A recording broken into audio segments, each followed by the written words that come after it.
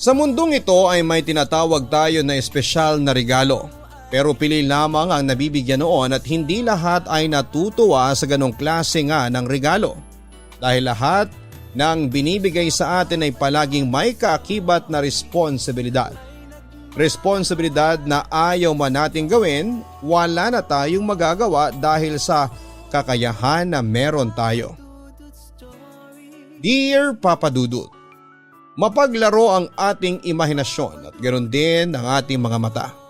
Kaya may oras na hindi natin alam kung ano ba talaga ang totoo sa hindi totoo. Lalo na sa mga taong may special gift na kagaya ko. Papa Dudut, itago niyo na lamang po ako sa pangalang Lira, 28 years old at dito sa Maynila nakatira. Matagal na akong subscriber nitong YouTube channel ninyo at natutuwa talaga ako na nagbabahagi na rin kayo ng mga kakaibang kwento ng buhay. Ano yung kakaibang kwento na tinutukoy ko? Yon ay ang mga sulat na binabasa ninyo na maraming hindi naniniwala na nangyari. Pero para sa akin ay kapanipaniwala. Marami namang kasing pangyayari sa mundong ito na mahirap ipaliwanag at paniwalaan. Hindi naman kasi lahat ay nakaka-experience ng mga ganong kakaiba na kwento ng buhay. At bago ko isulat itong kwento ko ay handa na akong makabasa ng mga komento na gawa-gawa ko lamang ito, ganun pa man ay alam ko naman sa sarili ko na nangyari talaga ito sa buhay ko. Papa Dudut, lumaki po ako na malapit sa daddy ko.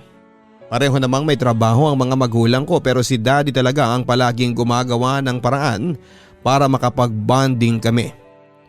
Workaholic kasing tao ang mami ko at kapag nasa bahay naman siya ay madalas niya lamang akong sinusungitan. Si daddy naman ay palagi akong pinapasyal tuwing araw ng linggo. Kumakain kami sa labas, gumagala sa mall at kung minsan pa nga ay namimili rin kami ng mga gamit na para sa akin. Dahil si daddy ay mas madalas na nagpaparamdam sa akin ng pagmamahal. Hindi ko tuloy maiwasan na magtampo sa mami ko. Pero palagi namang sinasabi ni daddy na ang pagtatrabahong ginagawa ni mami ay para din sa future ko. O Lira, nakapili ka na ba sa menu ng gusto mong kainin? Tanong ni daddy. Gusto ko po ng spaghetti, ice cream at saka leche flan. Tugon ko naman. 8 years old pa lamang ako noon at nasa isang restaurant kami para mag-celebrate ng award na nakuha ko sa school. Sige, sandali lang at ibibigay ko na yung mga order mo sa waiter para makakain na tayo.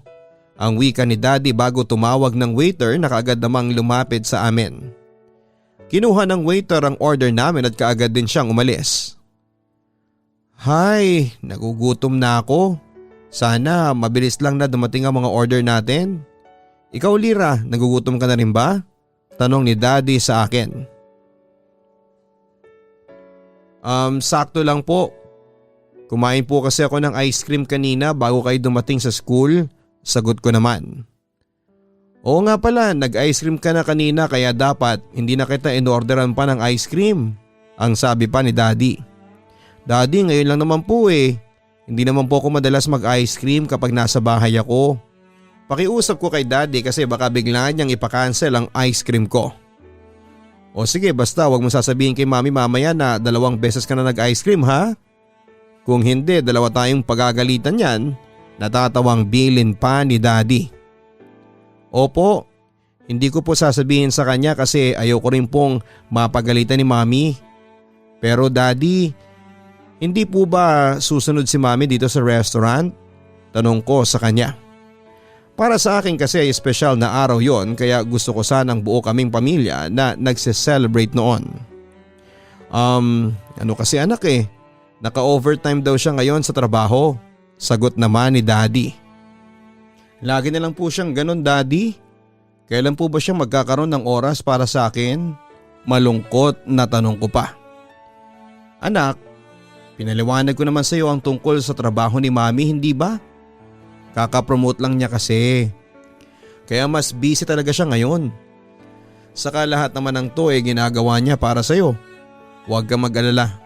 Kapag nakausap ko siya mamaya, sasabihin ko na lumabas tayong 3 sa susunod na linggo kaya huwag ka nang magtampo sa kanya, okay? Ang wika pa ni Daddy. Opo Daddy, hindi na po. Malungkot pa rin sagot ko.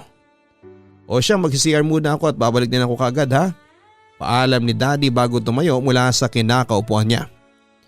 Habang naghihintay ay nakarinig ako ng ingay mula sa labas ng restaurant. Malakas na busina ng mga sasakyan at mga nagsisigawan na tao. Napatingin ako sa transparent na salamin kung saan ay kita ko ang mga tao sa labas pero mukhang malayo ang pinanggagalingan ng mga ingay. Nang ibalik ko ang tingin ko sa harap kong upuan ay bahagya ako nagulat nang may nakaupo na doon na batang babae. Maputla ang labi niya, may dugo siya sa ilong at noo niya. Magulo rin ang bangs at buhok niya na hanggang balikat. Nakakagulat ka naman? Anong name mo?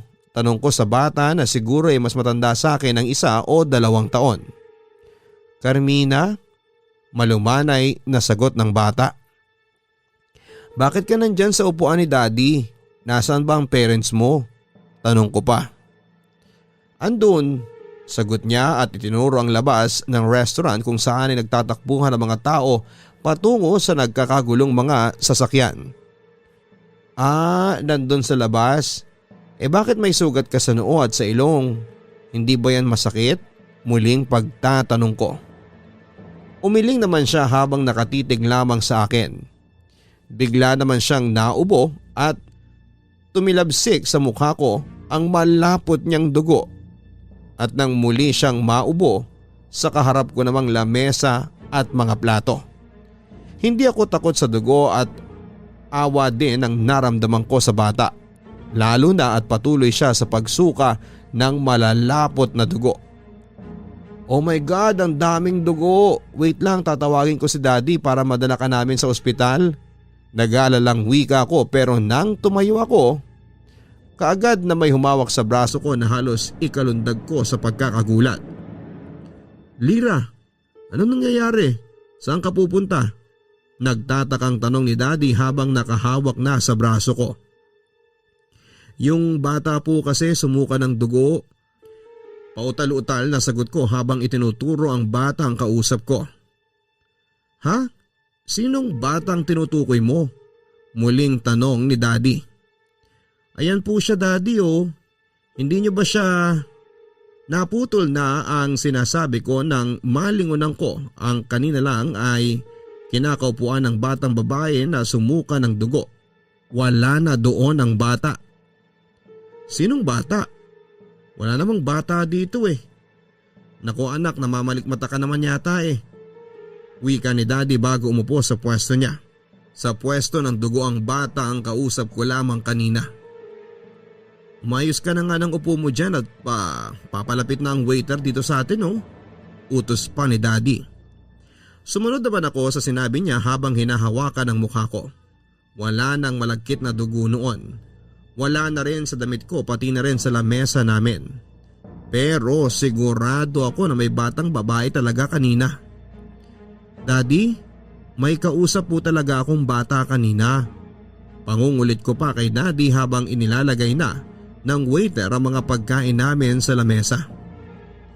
O sige, naniniwala na ako sa mga sinasabi mo. Ang wika pa ni Daddy. Talaga po? Tanong ko. Oo at siguro sinundo na siya ng parents niya bago pa ako makalapit dito sa lamesa natin. Kaya huwag mo na siyang isipin pa, okay? Ang wika pa ni Daddy. Opo Daddy, sagot ko naman. Waiter, ano yung ingay sa labas kanina? Parang may nagkakagulo dun eh.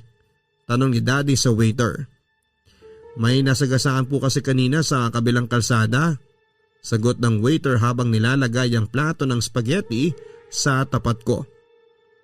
Hala, ganun ba? Kawawa naman. Matanda ba yun nasagasaan? Muling tanong pa ni Daddy. Hindi po, batang babae raw po eh. Sagot ng waiter. Nakita kong makahulugang tumingin si Daddy sa akin pero kaagad niya namang binawi. Hindi na siya nagsalita noon sa waiter hanggang sa umalis na ito. Kumain na rin kami ni Daddy ng mga pagkain na in-order niya bago niya iniba ang topic ng pag-uusap namin. Hindi na siya nagsalita pa ng tungkol sa batang ikinawento ko hanggang sa matapos na ang dinner namin at nagaya na siyang umuwi kami. Kakalabas lang namin ng restaurant nang bumalik si Daddy sa loob dahil naiwan niya raw sa cashier ang credit card niya. Ako naman ay iniwanan niya malapit sa kinatatayuan ng guard. "Huwag muna kayong umalis." Napalingon ako sa pinanggalingan ng boses na yon. Ang batang babae na may sugat sa noo at dumudugo ang ilong. "Ikaw na naman? Akala ko kasama mo na ang parents mo." Ang wika ko sa kanya. Nakatayo siya ng ilang hakbang mula sa akin. "Huwag muna kayong umalis." Wika ulit ng bata. Mas maputla na ang labi niya noon at mas malaki na rin ang sugat sa ulo niya. "Hindi pwede kasi naghihintay si mami sa amin sa bahay." Ang wika ko pa sa kanya. "Huwag muna kayong umalis." Wika niya pa. "Alam mo, paulit-ulit lang ang sinasabi mo." Kamot ulong sabi ko sa kanya. "Bata, sinong kausap mo dyan?" Tanong ng security guard. "Ha? Ayan po yung bata na may dugo sa ilong at noo niya." Ang turo ko sa bata. "Wala namang ibang bata dito kundi ikaw lang eh." Ang sabi pa ng guard. "Manong, thank you po sa pagbabantay sa anak ko ha." Ang sabi ni Papa nang makalapit na sa akin. Sige sir, walang anuman po." Sagot naman ng guard. "Halika na Lira, uuwi na tayo." Ang wika pa ni Papa. May gusto pa sana akong sabihin pero hinila na niya ako at naglakad na kami patungo sa may kotse namin. Bago umalis ang kotse namin sa restaurant ay muli kong nakita ang batang babae. Nakatayo siya malapit sa amin. Malungkot ang mukha habang umiiling na nakahatid tanaw sa pag-alis namin. "Anong sabi sa'yo ng guard? Parang kinakausap ka niya kanina." Tanong ni Papa habang nagdadrive. "Tinatanong lang po niya kung may kausap daw ako. Tinuro ko sa kanya yung batang babae pero hindi naman daw niya nakikita." Naiinis na kwento ko. "Batang babae? Yun ba yung kausap mo sa loob ng restaurant?" Tanong ni Daddy. "Opo, nakita ko rin po siya kanina bago tayo umalis sa restaurant. Malungkot na malungkot po ang mukha niya." Sagot ko. "Nakikita mo pa rin pala siya?" Halos pabulong na wika ni Daddy pero sapat na ang lakas para maintindihan ko ang sinasabi niya. "Ano pong ibig niyong sabihin?" Nagtatakang tanong ko. Wala. Siguro sa susunod na linggo dumalaw naman tayo sa lola mo. Para na rin makausap ka niya." At naputol na ang sinasabing yon ni Daddy dahil sa nakakabinging busina ng sasakyan mula sa likod namin. Kasunod ng pagbangga noon sa sinasakyan naming kotse. Halos tumalsik ako mula sa kinakaupuan ko na pinigilan lang ng seatbelt na biglang humigpit sa katawan ko. Pero nang maramdaman kong tumama ang ulo ko sa salamin ng katabi kong bintana ay tuluyan ang nagdilim sa akin ang lahat. "Lira anak!" Boses ni Daddy ang gumising sa diwa ko. Mabigat ang pakiramdam ko sa mga talukap ko pero mas mabigat ang buong katawan ko na halos hindi ko na maikilos. "Lira, ako to, si Daddy mo." Boses ulit ni Daddy. Sa pangalawang pagkakataon ay inipon ko ang lakas ko para maimulat ang mga mata ko. At nakita ko nga si Daddy na nakaupo sa tabi ng kamang hinihigaan ko. Nilibot ko ang paningin ko sa paligid. Nasa isang kwarto ako na hindi pamilyar sa akin. Pinilit kong alalahanin kung ano nga bang nangyari pero bigo akong paganahin ang utak ko. "Daddy, ano pong nangyari?" Nahihirapang tanong ko kay Daddy. Medyo madilim ang paligid pero malinaw ko siyang nakikita. Ang maliwalas niyang mukha na may malalim na mga wrinkles. Ang ngiti sa maputla niyang mga labi at pati na rin ang lungkot sa mga mata niya. "Daddy, bakit po kayo umiiyak?" Nagtatakang tanong ko. Naramdaman ko ang paghawak ni Daddy sa kamay ko at pagpisil niya doon. "Kailangan ko na kasing umalis," ang wika niya. "Saan po kayo pupunta?" Nagtatakang tanong ko pa.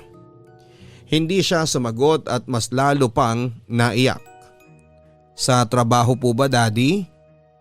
Huwag po kayong mag-alala. Hindi po ako magtatampo kasi alam ko naman po na babalik din po kayo kaagad. Basta promise ninyo po na mamamasyal ulit tayo kasama naman si Mami, ang sabi ko pa sa kanya. Pinunasan ni Daddy ang mga luha niya at saglit na hinagka ng maliit kong kamay bago muling nagsalita. Lira, ingatan mo palagi ang sarili mo ha? At palagi mong tatandaan na mahal ka ni Daddy. Hindi magbabago yon kahit na anong mangyari. Naiiyak pang sabi niya. Alam ko naman po yun kahit na hindi niyo sabihin sa akin. Alam ko po na mahal ninyo ako ni Mami. Huwag na po kayong malungkot kasi hindi naman po ako nagtatampo sa inyo ni Mami. Ang sagot ko naman. Hay, sige Lira. Kailangan ko nang umalis. Kailangan nang umalis ni Daddy. Muling paalam pa niya sa akin. Mamaya na po kayo Daddy umalis. Wala pa po kasi akong makakasama dito sa room. Nasaan po ba si Mami? Saka nasaan po ba tayo? Nagtatakang tanong ko habang nililibot ang tingin sa buong kwarto. Iingatan mo ang sarili mo palagi ha? Mahal na mahal ka ni Daddy. Paalam Lira. Nang binitawan ni Daddy ang kamay ko ay pilit akong kumilos para abutin siya pero bigo ako dahil sa matinding kirot na nararamdaman ko sa mga balakang ko. Daddy, sandali lang po. Huwag niyo po akong iwanan Daddy. Tawag ko sa kanya. Hindi ko alam kung bakit hindi ko gusto ang pagpapaalam na ginagawa ni Daddy ng mga oras na yon. Hindi ko maintindihan kung bakit lumuluha ang mata ko at hindi ko na maintindihan ang mga nangyayari sa paligid ko. Daddy please, huwag po kayong umalis. Huwag niyo po akong iwanan Daddy. Daddy, bumalik po kayo please. Umiiyak pa na pakiusap ko pero hindi na ako pinakinggan pa ni Daddy. Marahan pero dire-diretso siyang naglakad palayo mula sa akin. Hanggang sa buksan na niya ang pinto at muli yung magsarado na tanda na tuluyan na niya akong iniwanan. Patuloy ako sa pagpalahaw ko ng iyak. Nang muling bumukas ang pinto kasunod ang pagliwanag ng buong kwartong kinakaroonan ko. Lira anak, umiiyak na lumapit sa akin si Mami at kaagad akong niyakap. May mga nakasunod na sa kanyang nurse at pati na ang isang tita ko. Kaagad na hinanap ng mata ko si Daddy pero bigo akong makita siya. Mami, nasaan po si Daddy? Tanong ko kay Mami. Umiwalay sa pagkakayakap sa akin si Mami at saglit na tinignan ng tita kong naluluha din ang mga mata. Lahat sila ay nakatingin sa akin at tila nagtuturoan kung sino ang sasagot sa tanong ko. Nasaan po si Daddy? Gusto ko po siyang makita. Wika ko. Hinawakan ni Mami ang mga pisngi kong basa ng luha. Saglit niya akong tinitigan kasunod ang malalim na pagbuntong hininga. Bago niya sinagot ang tanong ko. Lira anak, wala na ang Daddy mo. Iniwan niya na tayo. Napapailing ako sa mga sinasabi ni Mami. Hindi po pwedeng mangyari yan. Yung sinasabi ninyo Mami. Nandito lang po siya sa kwarto kanina kasama ko. Kausap ko lang po siya kanina kaya imposible po yung sinasabi ninyo Mami. Buhay po si Daddy. Buhay po ang Daddy ko. Nasaan po siya? Gusto ko po siyang makita. Daddy, please bumalik ka na. Bumalik ka na Daddy. Umiiyak na pakiusap ko. May sumunod pang sinabi si Mami pero wala na akong naintindihan. Ayoko nang intindihin ang mga salitang yon dahil ayoko ring paniwalaan na wala na ang Daddy ko. Kausap ko pa siya kanina kaya imposible na wala na siya. Papadudot kinabukasan ay nakalabas na ako ng ospital at sa mismong bahay namin ay nakita ko doon nakaburol si Daddy. Sinabi ni na Mami na may bumangga raw na truck sa kotseng sinasakyan namin at hindi nga raw nakaligtas si Daddy sa nangyaring aksidente. Ayoko pa rin sanang maniwala na wala na si Daddy pero wala na akong ibang magagawa pa dahil iniharap na sa akin ni na Mami ang masakit na katotohanan. Naiyak talaga ako nang makita ko si Daddy sa loob ng kabaong. Maputla ang kanyang mukha, malalim ang wrinkles at walang ngiti sa kanyang mga labi. Hindi ako pwedeng magkamali at sigurado ako na hindi rin ako nananaginip ng gabing yon. Si Daddy talagang nakita ko na pumasok sa kwarto ko at nagpaalam sa akin sa huling sandali.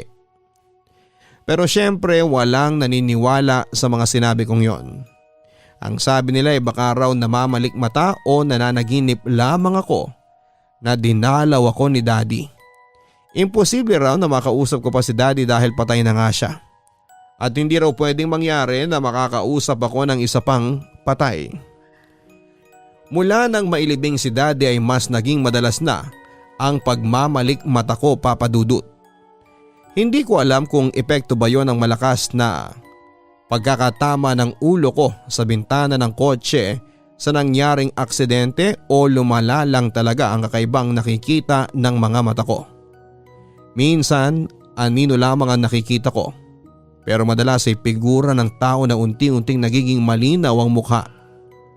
Hindi ko yon sinasabi kay Mommy dahil alam ko naman na hindi siya maniniwala. Kaming dalawa na lang din ang magkasama sa bahay at madalas na naiiwan ako mag-isa kapag nasa trabaho siya. Kahit na hindi naman kailangan ay maaga akong natuto na magluto, maglaba at maglinis ng bahay. Sobrang bored na kasi ako sa bahay kaya yun na lamang ang ginagawa ko. Hindi rin kami namamasyal ni Mommy kapag weekend. Kapag may award ako sa school, pasalubong o regalo na lamang ang ibinibigay niya sa akin. Natutuwa rin naman ako kahit papaano pero syempre mas gusto ko ng oras ang ibinibigay niya sa akin kagaya ng palaging ginagawa ni Daddy.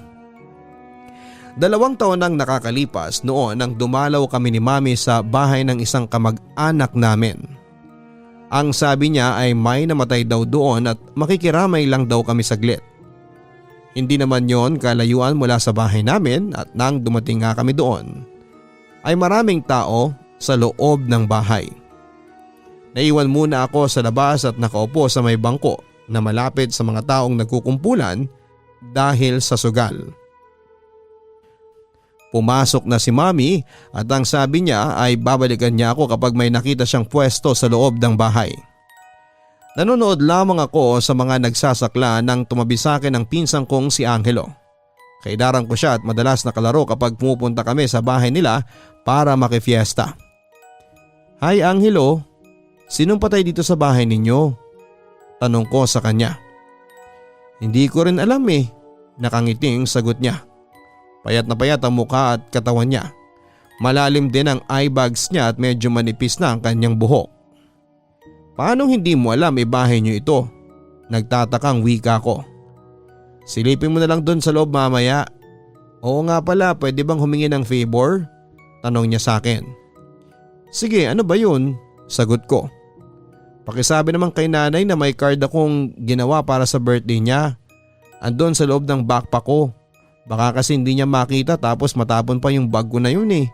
Ang wika niya. Bakit hindi ikaw magsabi sa kanya?" Nagtatakang tanong ko. "Ikaw lang ang magsasabi mamaya," sagot naman niya. "Naku, siguro napagalitan ka ni tita no? Ikaw naman kasi masyado kang makulit minsan. Ayan tuloy, napagalitan ka ng nanay mo." Pangaasar ko pa sa kanya. "Lira, halika na rito sa loob." Ang tawag ni Mommy sa akin na nakatayo sa may pinto. "Sige po Mommy, kausap ko lang po si..." "O saan napunta yun?" Nagtatakang tanong ko nang bigla na lamang mawala sa tabi ko si Angelo. Tumayo na ako mula sa kinakaupuan ko at pumasok na sa loob ng bahay. Maliit lamang ang bahay ni na Angelo at maluwag ang paligid para na rin magbigay ng spasyo sa nakaburol doon. May kabaong na nasa tabi at hindi gaanong kalakihan. Hanggang sa mga oras na yon ay hindi ko pa rin kilala kung sino ang patay kaya naman nang hawakan ni Mommy ang kamay ko ay sabay na kaming naglakad papalapit sa kabaong. Dahan-dahan ang paglalakad namin na para bang bigla na lamang bumagal ang oras noon. At hindi ako makapaniwala nang tuluyan na kaming makalapit sa kabaong at nakita ko doon ang pinsang kong si Angelo. Hindi na kinain ng katawan niya ang chemotherapy niya. Ilang beses akong nanalangin na sana ay malampasan ni Angelo ang lahat ng ito pero wala. Sumuko pa rin siya.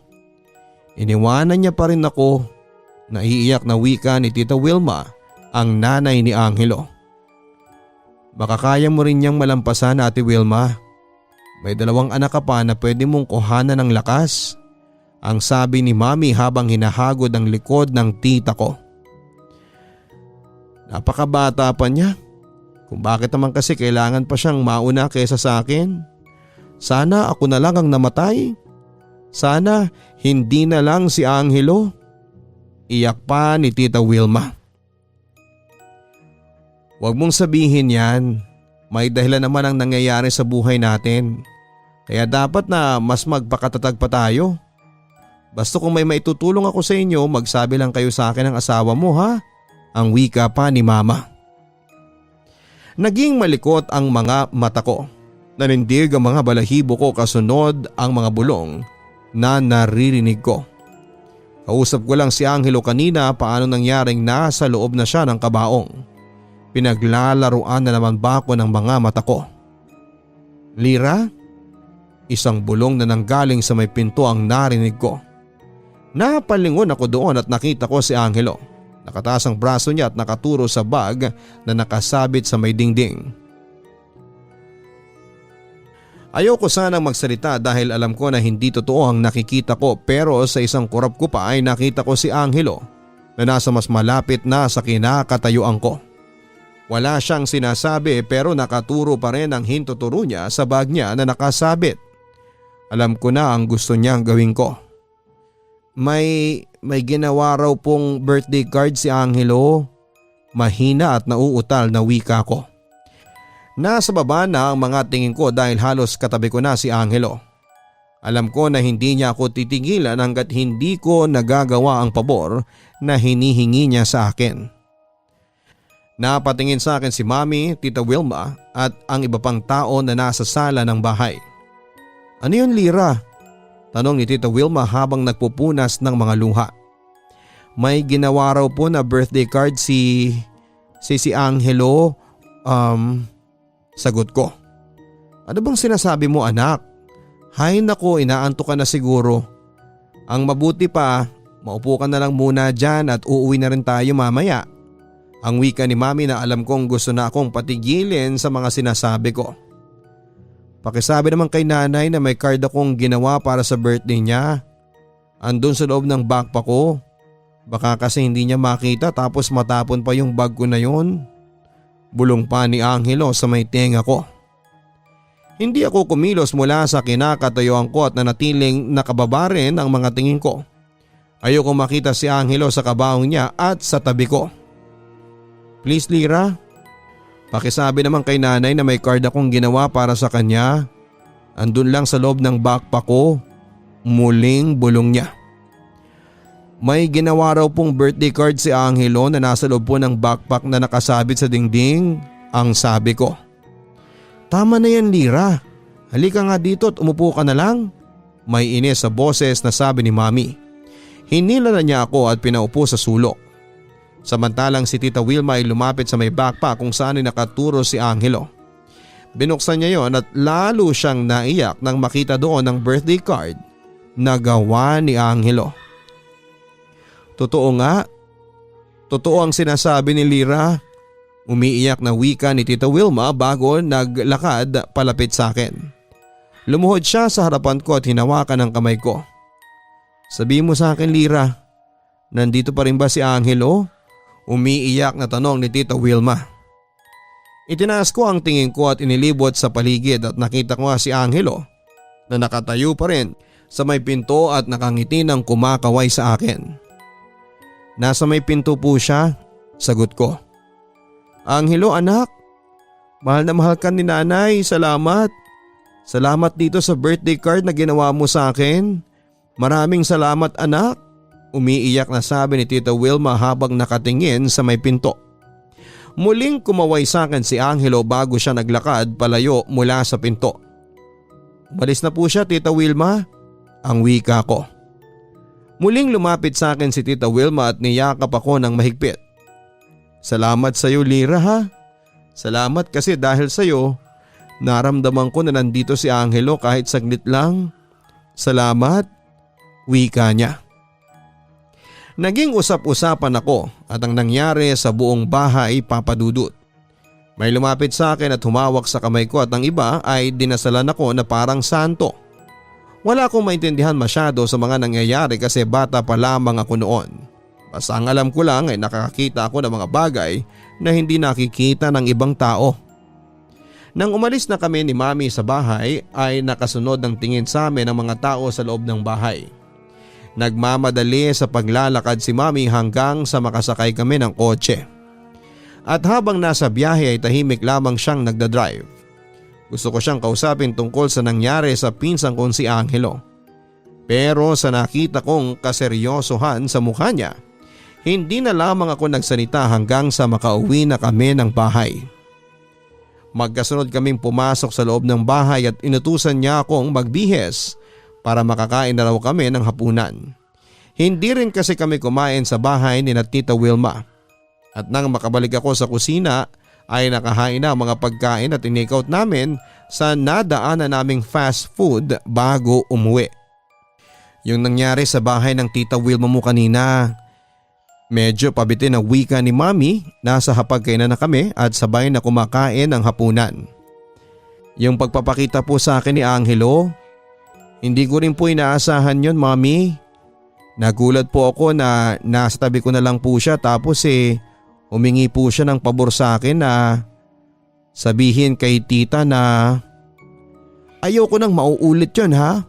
Ang putol ni Mami sa mga gusto ko pa sanang ikwento sa kanya.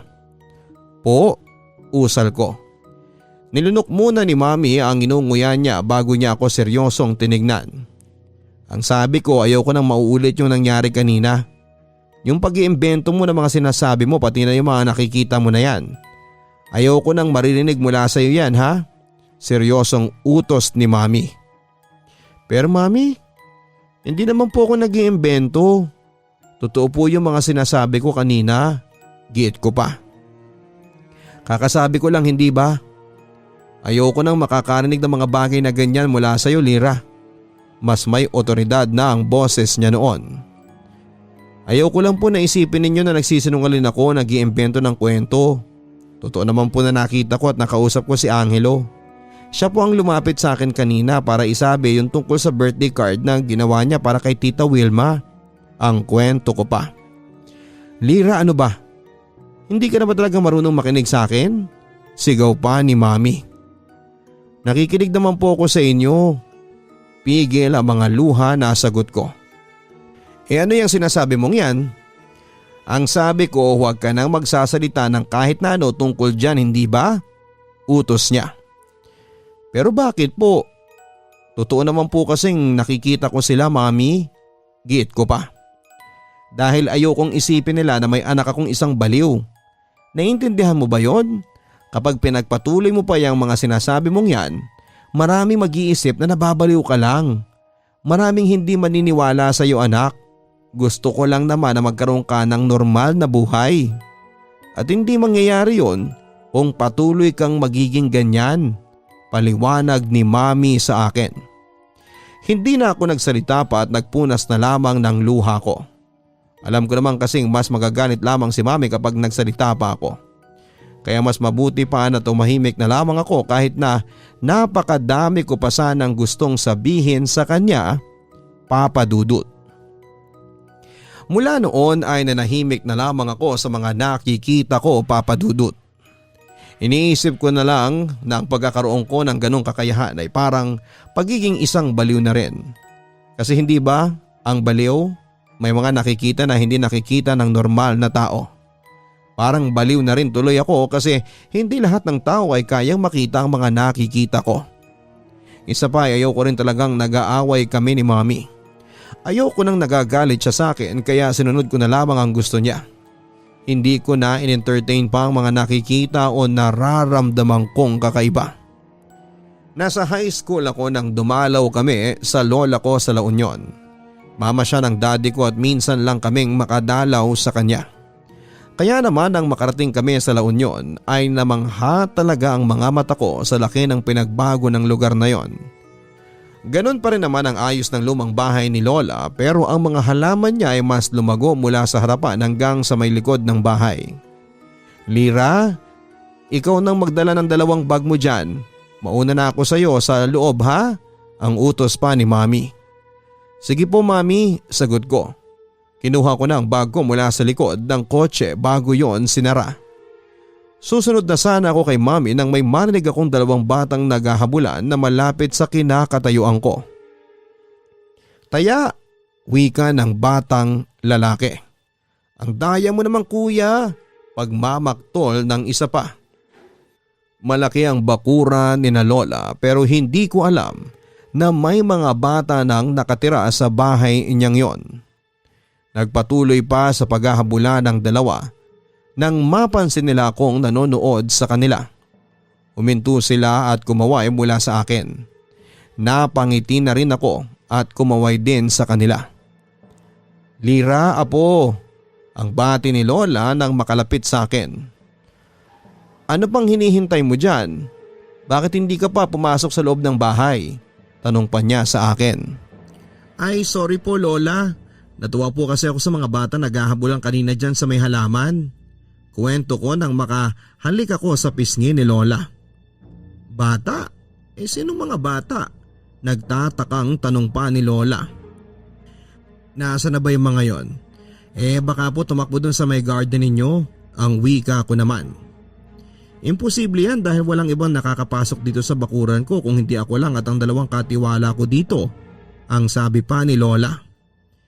Napasinghap ako sa mga narinig ko papadudot. Naalala ko ang itsura ng 2 bata.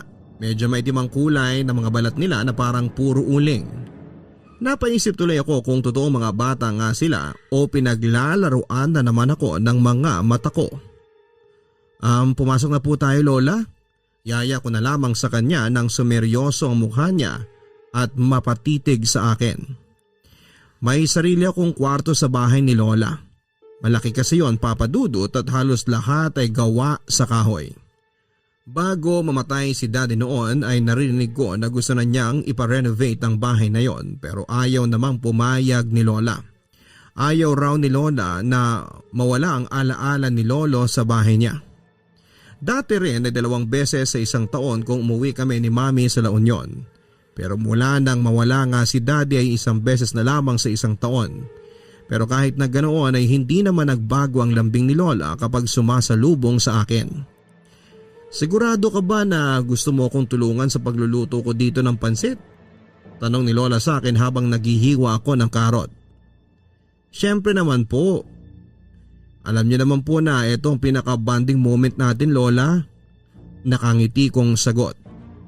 Hay nako manang-mana ka talaga sa daddy mo. Ginawang tambayan tong kusina ko. Natatawang wika pa ni Lola. Sa susunod kayo naman po ang ipagluluto ko Lola. Ang sabi ko. Talaga marunong ka na magluto?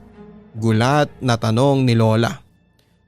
Opo, gustong-gusto nga po ni Mami ang kare-kare na luto ko Kapag natikman niyo po yun nako makakalimutan niyo pati na ang birthday ninyo. Pagmamalaki ko pa sa kanya. Sige nga, gawan mo nga ako ng kare-kare bukas at magpapabili ako ng mga sangkap na kailangan mo. Ang wika naman ni Lola. Walang problema Lola, basta ihanda nyo na mga vitamins ninyo para sa memorya ninyo kasi marami kayong makakalimutan ng dahil sa luto ko. Natatawa ang sagot ko pa. Hay nako, lalo ko tuloy naalala sa iyo ang daddy mo. Ganyan na ganyan din siya kung magsalita. Napapailing na sabi ni Lola bago unti-unti ay sumeryoso ang mukha niya. Pero maiba ako Lira. Nakikita mo pa rin ba sila? Mahinang tanong ni Lola. Sino pong sila? Kunwari tanong ko sa kanya. Inabot ni Lola ang kamay ko at marahan yung pinisil. Wala dito ang mami mo. Lumabas siya para pumunta sa bahay ng isang tita mo kaya pwede kang magkwento sa akin ngayon, ang sabi pa ni Lola. Alam ni Lola na ayaw ni Mami na pinag-uusapan ang tungkol sa mga nakikita ko. Alam niya rin na nagde-deny lang talaga ako noon. Yung nakita mo mga bata kanina sa may bakuran, isang batang babae at batang lalaki ba yon? Tanong ni Lola. Nagbitaw ako ng malalim na hininga bago ako tumango sa kanya. Ay, sabi na eh. Ang wika ni Lola bago binitawan ang kamay ko at nagpatuloy siya sa ginagawang paghihiwa ng repolyo. 2 taon nang nakakalipas nang may maganap na sunog malapit dito. Isang maliit na bahay ang nasunog at nakulong ang 2 bata sa loob. Hindi naman natupok ang apoy ang buong kabahayan pero nang makita nilang 2 bata sa loob ng bahay, walang buhay na ang mga ito dahil nalanghap nila ang mga usok. Suki ako ng bigas ng nanay ng 2 bata na yon.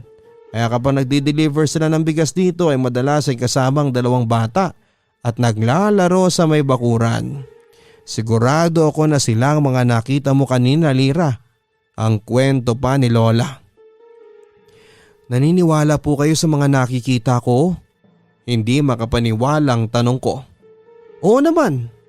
Alam ko na nagsasabi ka ng totoo at hindi nag-iimbento lang. 4 years old ka pa lamang, napansin na ng daddy mo yung mga nilalang na nakikita mo na hindi niya nakikita. Alam niya at alam ko na meron kang kakaibang kakayahan. Sagot pa ni Lola. Pero bakit ako lang pong nakakakita ng mga ganon? Bakit hindi lahat ng tao nakikita ang mga nakikita ko? Naguguluhan ko pa ring tanong sa kanya. Kasi hindi lahat ay nakakatanggap ng regalo na kagaya ng sayo. Sagot naman ni Lola.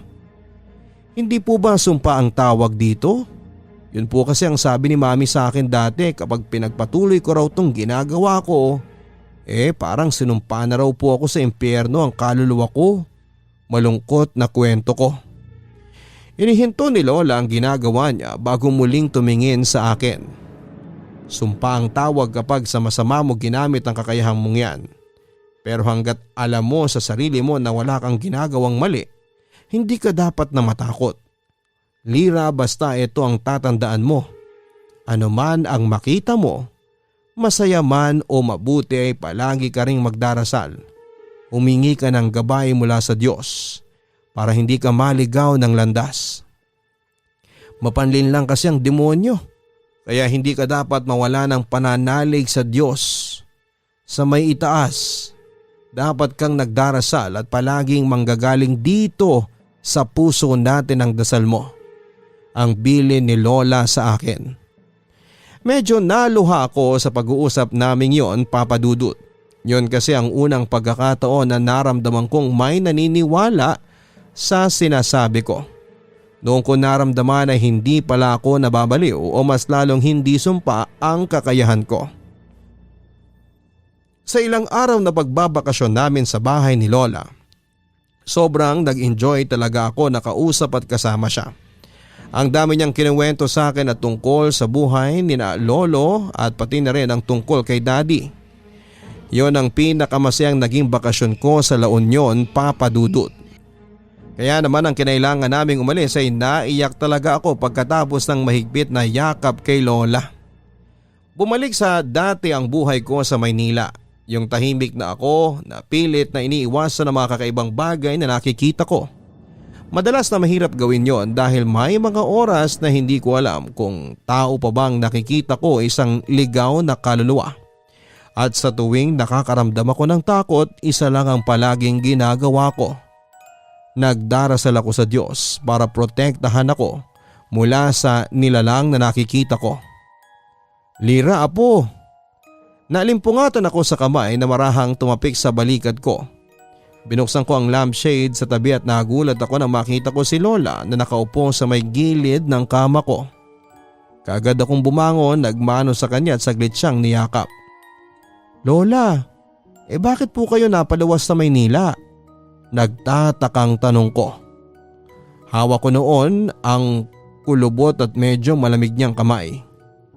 Gusto lang kitang makita bago ako umalis, apo. Nakangiting wika ni Lola kasunod ang paghaplos sa buhok ko. Saan po kayo pupunta? Nagtatakang tanong ko. Ngumiti lang ulit si Lola. Dalaga ka na talaga, Lira. Kaya palagi mong iingatan ang sarili mo ha. At huwag mong kakalimutan ang bilin ko sa'yo. Palagi kang magdarasal sa buong may kapal. Paalala ni Lola sa akin. Palagi ko naman pong ginagawa mga bilin po ninyo sa akin, Lola. Palagi nyo rin pong iingatan ang sarili po ninyo, ang sagot ko naman sa kanya. Mahigpit akong niyakap ni Lola at nakaramdam ako ng kakaibang lungkot nang dahil sa ginawa niyang yon. Mahal na mahal kita, apo ha. Sige na at matulog ka na ulit para hindi ka na mapuyat. Nakangiting wika niya na saglit pang hinawakan ang pisngi ko bago tumayo at naglakad palabas ng kwarto. Naiwan akong nakahabol tingin lamang hanggang sa naramdaman kong basa na rin pala ng luha ang mga pisngi ko. Ilang minuto lang ang lumipas, muling bumukas ang pinto ng kwarto at si Mami ang pumasok kasunod ng mahigpit na pagyakap nito sa akin. Lira, tumawag ang tita mo sa La Union. Ang sabi niya, inatake sa puso ang lola mo. Wala na siya, Lira. Wala na ang lola mo. Naiiyak na sabi ni Mami habang nakayakap sa akin. Wala na akong makapang mga salita ng oras na yon. Tama ako. Naulit na naman ang lahat. Naiwan na naman ako ng mga taong mahal ko. Ang pagpapaalam sa akin ni Lola, gano'n na gano'n ang ginawa ni Daddy nang huling beses ko siyang nakita noon. Lumipas pa mga taon at nakasanayan ko na lamang ang mga nakikita at naririnig ko, Papa Dudut. Ang sabi nga ni Lola, dapat alam ko raw kung paano kontrolin ang kakayahan ko na ito. Dapat ay hindi ako basta-basta magpapalinlang sa mga nakikita ko. May mga nakikilala at naging kaibigan na rin ako na mga kagaya ko. Mga kagaya ko na nakakakita, nakakarinig ng mga kakaibang bagay. Nagtatrabaho na ako noon nang salantahin ng malakas na bagyo ang isa sa mga probinsya dito sa Pilipinas. Nang makaalis ang bagyo ay sumama ako sa mga kaibigan ko na nag-volunteer kasama ang iba't ibang organisasyon para tumulong sa mga nasalantangan ng bagyo. Gabi na nang makarating kami sa isang probinsya kaya nagpahinga muna kami sa center kasama ang ibang mga volunteer. Nagkape ako sa may labas habang ang iba ay busy sa pagre-repack ng mga pagkaing ipamimigay namin. Tulong! Napalunok ako ng laway kasunod ang pagtayo ng mga balahibo ko sa braso at batok nang marinig ko ang boses na yon. Tulungan niyo po kami. Nilibot ko ang paningin ko sa paligid pero wala akong nakitang kahit na sino na nangangailangan ng tulong sa ginagawa niya. Tulungan niyo kami, parang awa niyo na po. Dumarami na ang boses na naririnig ko at parang nakakakilabot na sila pero hindi ko sila nakikita. Mas lalo akong kinalabutan sa nangyayaring yon. Mas lalong binabalot ng lamig ang buong kong katawan. Naririnig mo rin ba sila? Tanong ni Rhea mula sa likuran ko. Tumango naman ako sa kanya. Mabuti pa pumasok ka na sa loob. Gabi na kasi. Bukas pa natin sila matutulungan. Ang wika niya. Sumunod naman ako sa sinabi niya at pumasok na sa loob dala ang tasa ng kape na hindi man lang nangalahati ang laman. Kinabukasan ay maaga kaming nagising para mag-ayos ng mga sarili at gamit. Tumungo na kami sa isang barangay na halos natabunan na ng putik ang paligid. Nasa may evacuation center kami at buong umaga na namigay ng damit at pagkain sa mga tao. Nang magtatanghali naman ay nagkanya-kanya na kami ng pwesto para makakain at makapagpahinga. Patapos na ako sa kinakain ko nang may makita akong batang babae na nakabalot ng putik ang katawan. Luminga-linga siya sa paligid na para bang may hinahanap. Wala sa loob na nilapitan ko siya. At doon ko nakita na may mga sugat siya sa katawan niya. Nakayakap din siya sa sarili at nanginginig na bumubulong. Ang ginaw, wika ng bata nang makalapit ako sa kanya. Bata, sinong kasama mo? Tanong ko sa kanya. Si mama po pero hindi ko pa sila makita. Ate, giniginaw po ako. Pwede niyo po ba akong tulungan na hanapin ang papa at mama ko? Pakiusap niya sa akin. Sige, ituro mo sa akin kung saan ang bahay mo at tutulungan kita. Sagot ko sa kanya. Sa mga oras na yon ay alam kong ibang tulong na ang kailangan ng bata ang kausap ko. At nang ituro niya sa akin ang isang bahay na puno ng putik, nagpatulong ako sa ibang volunteer na maghukay doon para sa mga bangkay na pwedeng makuha. Hindi nga nagtagal ay nakuha ang bangkay ng isang batang babae. Tama ako, siya yung batang babae na kausap ko kanina lang. Nakisuyo ulit ako na baka pwede ring isama ang paghuhukay sa mga paligid ng bahay. At doon ay nahukay din ang bangkay ng mga magulang ng bata. Pinagsama-sama na ng mga volunteer ang 3 bangkay sa iisang pwesto. Ayan, hindi ka nalalamigin kasi kasama mo na mga magulang mo. Ang wika ko sa kanya kasunod ang pagbibigay ko ng isang maikling dasal para sa kanilang pamilya.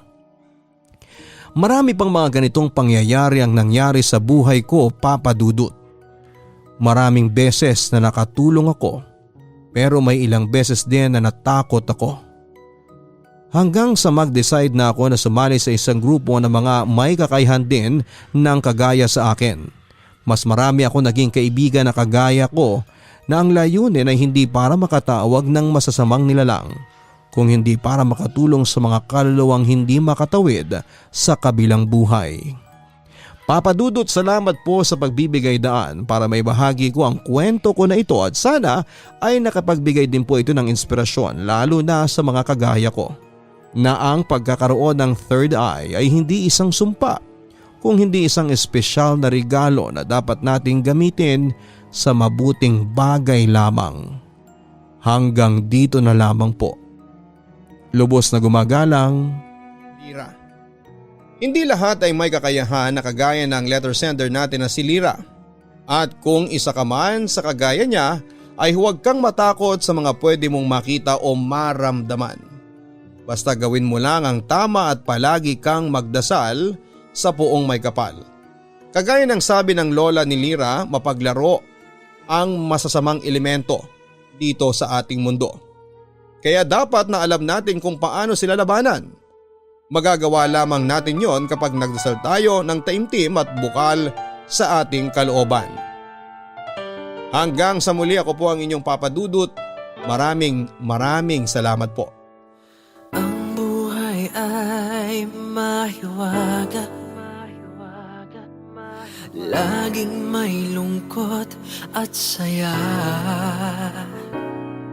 Sa Papa Dudut Stories, laging may karamay ka.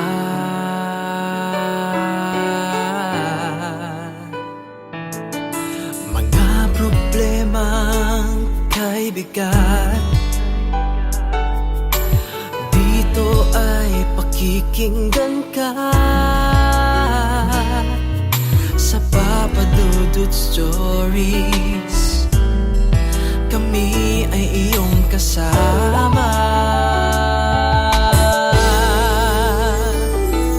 Dito sa Papa Dudut Stories, ikaw ay hindi nag-iisa.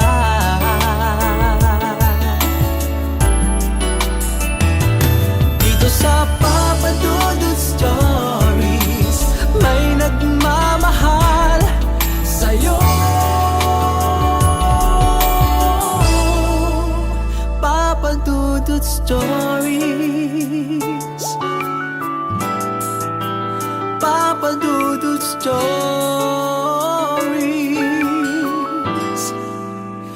Papa Dudut Stories.